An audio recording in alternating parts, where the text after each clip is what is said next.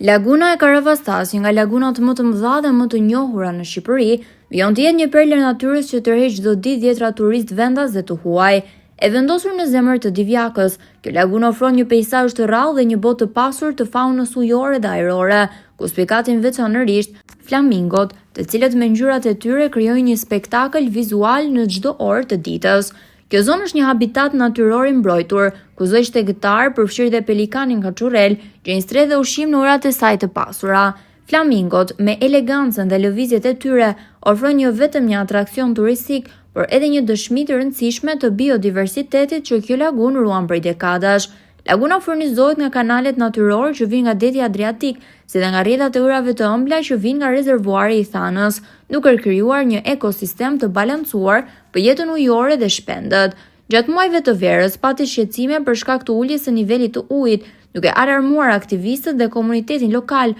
por natyra tregoi edhe një herë fuqinë e saj, balancimi natyror u rikthye dhe jeta në lagunë rifilloi me të njëjtin ritëm, zogj, peshq, turist dhe një dashuri e pashtershme për natyrën. Në mbrëmjet e qeta të vjeshtës, Karavastaja nuk është vetëm një lagunë, është një skenë ku natyra luan shfaqjen më të bukur, duke e kthyer çdo vizitë në një përvojë të paharrueshme.